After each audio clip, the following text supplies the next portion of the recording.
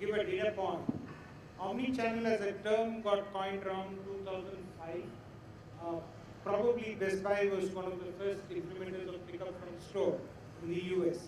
In the last 12 years, less than 10% of retailers are profitable doing omnichannel. This is a study by PwC. So while it is here to stay, the number of retailers who are actually profiting from it is extremely small. And the one way you can ensure that you are profitable is by defining the value proposition properly and ensuring that you have IT systems to back that value proposition. Absolutely. Mukund. Okay. Brief. Because I think I can still see the signals coming in. So the question is, what suggestions you want to make to the board about investments and technology? For supply chain. For supply chain. Yeah. So I will give you an example of my own life, a real example. So how many of you are from pharma industry here, sitting? Okay. So I used to be the global CIO of Ranbaxy about 10 years back. And pharma industry, those of you who know, you understand this very well, that the supply chain is very complex. In fact, they take pride, the supply chain executives take pride in saying that our supply chain is very complex. And it is. So we went ahead and we had challenges of demand planning, supply network planning, production planning and scheduling, and we went ahead and implemented some solutions. We found that our performance did not improve. So technology was available, we were finding solutions, everything was there, and it did not improve. Then we started looking at that why, we have given the technology to business, and business had said that this is what it is going to change, and it is not doing that, why it is not doing? Then we realized, and it was a very, I would say, expensive learning, that our business processes, so the number of SKUs in pharma industry which you use are huge. And for every component, you need a different type of packaging, different sizes, and different types of products, different labels, and in different locations and different factories. So, when you get those components from them, by the time, as per your production planning and the scheduling requirement, when you need those components available to you for final packaging, the actual material is not arrived. And this used to be a case in 70% of the cases. And then what do? So then you have to channelize your vendor management processes, your vendor acquisition process, your vendor development process, your vendor management process to ensure that you get those materials in time. So before you start investing into technology, you need to get into some kind of a good understanding of, after doing a proper re-engineering, that what challenges exist at a vendor level. What challenges exist for integration. And if those integration challenges are not addressed, investments in technology will not help. And that was the starting point from where I wanted to explain that mere investment in technology will not give you the result. And it was a learning very hard way for us that we have the best technology, why our supply chain efficiency is not growing like this. And it will not grow because your business processes. So your vendor is not accustomed to service you in that particular manner in which you require it. So your entire vendor management, acquisition, development process has to change. Once you change that, and that requires huge amount of capability building within the supply chain setup to integrate all the processes and then bring technology. Then technology will give you what you want. Then analytics will give you what you want. Otherwise, unless the processes are improved, those investments in technology, those benefits will go to those vendors who are selling you technology. I being a technologist, I am telling you this. Because I had the hat of a group CIO, and later on I also had the global HR hat. So, and I understand this capability perspective very well, because the external environment which you don't control, it is very difficult to build a supply chain network which does not give you what you want. And then ultimately somebody in the board will ask you, we invested 50 crores, what did we get? So why you invested 50 crores but you did not build a network for that? You did not build capability in the supply chain. Supply chain does not mean only having people with good supply chain qualification within your team, but also build processes in the external environment which helps you in controlling your supply chain processes. So that would give you those answers. So kill the constraints first and then move on to the next stage. So thank you it so has much. to be done both ways. Thank you so much. Now this of course is a leading question for Vaibhav, who has a choice to either answer to this or to take us through the experience of Anchanto. I'll take to the Anchanto experience. That's right. Thank you so much. Thank you, Abhijit. Thank you, everybody. Very quickly, I would like to facilitate all of you all here and then answer. I will, there will be I'm sure the audience is going to be interested in a few questions. Absolutely. So let this We will ask those questions. Right? So let this go on and after that we'll. So I don't want all of you all to be seated here while the presentation is on. Yeah? So maybe you all can step here, step aside in the front row. Yeah? Afrin, can I request you to bear with us for some time? Yeah? Over to Vaibhav now with Anchanto.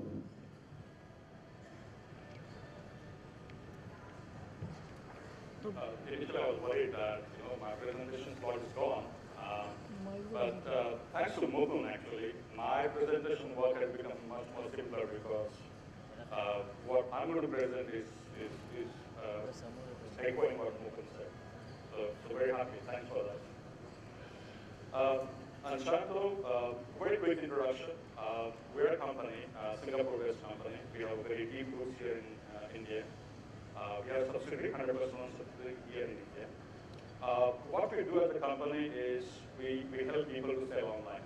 We don't sell anything for people. We connect them to sell on marketplaces or multiple sales channels. And we also enable logistics companies to do an omni-channel logistics.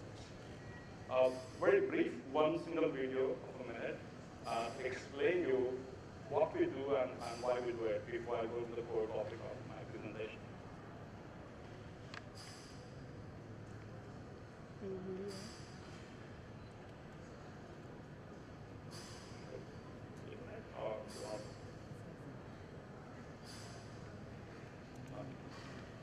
Sorry, on next slide. How do I play video? Yes. Yes.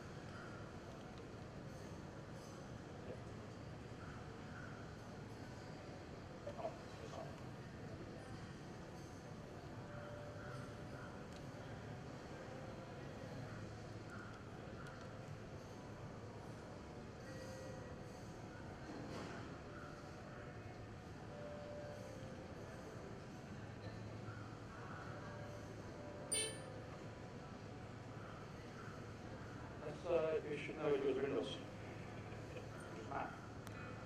Trade, it's a uniquely human quest. One of our oldest and most basic instincts. It defines who we are.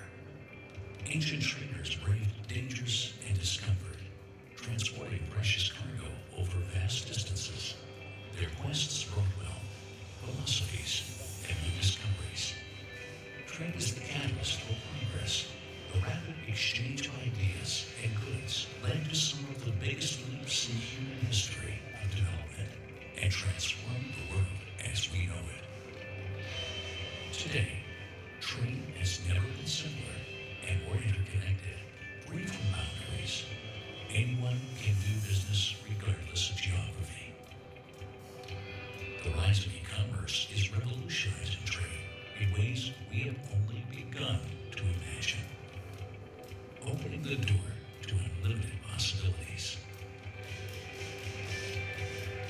What will your request be? Anchanto. How do I go back to presentation?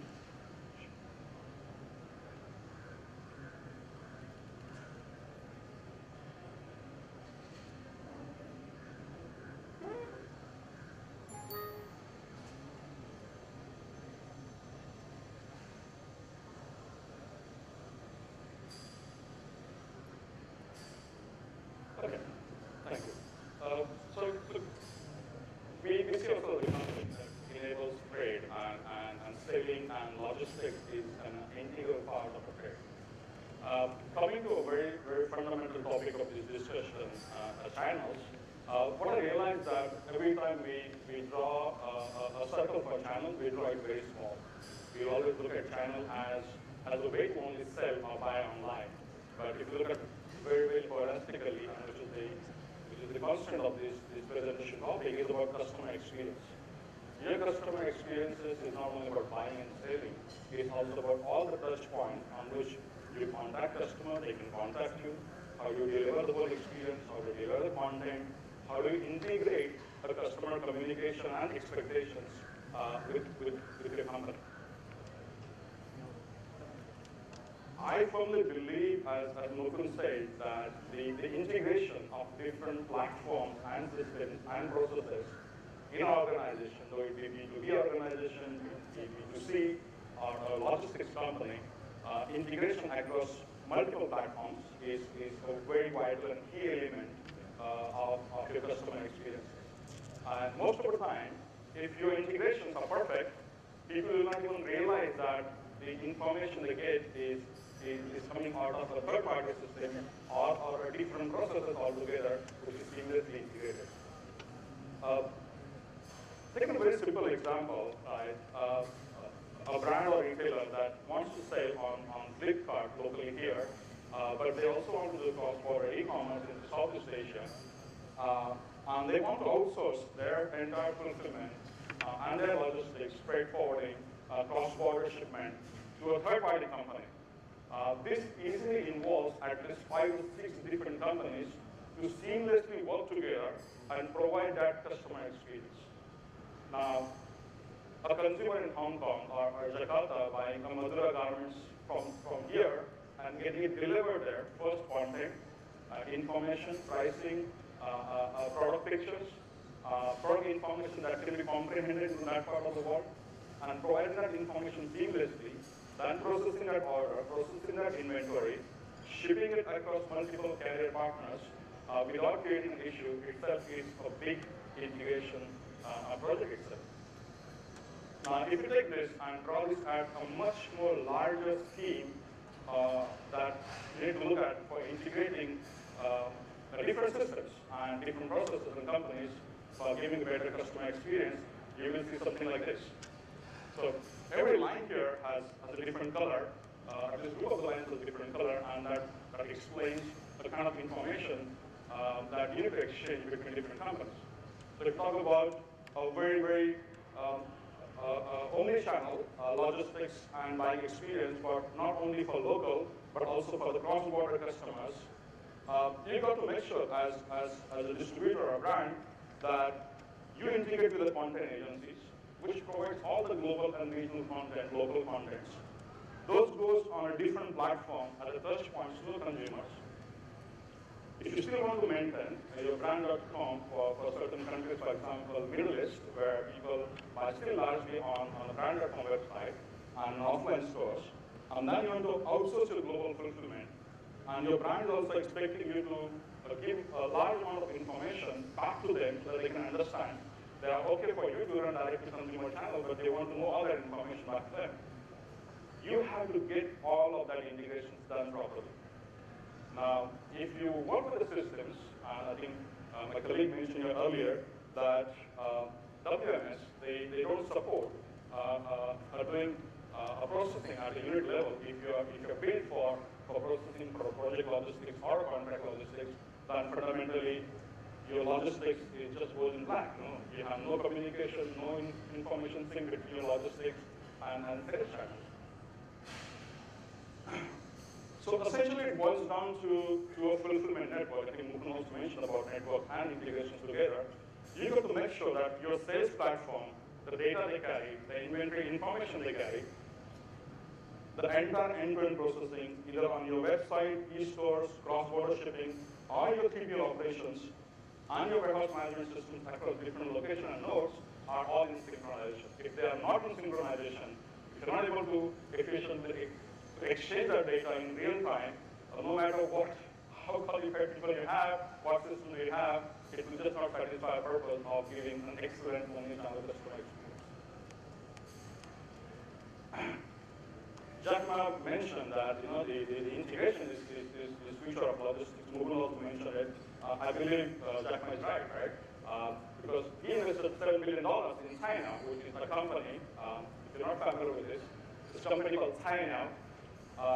The company's job is to only integrate every logistics company into a single IT platform that works for Alibaba, anywhere in the world. There will be Kazakhstan post office, there will be Polish post office, there will be a 3PL, Asst Express, or a company here in India which ships parcels or processes information for Alibaba network. They're integrating all of them together as a single technology layer so that information can be exchanged globally. There will be freight, air freight, ocean, as well as rail logistics for Alibaba is seamlessly exchanged and interchanged. I have less time in hand, so I'll run through this very quickly. So some of the key capabilities that retailers and brands need to look after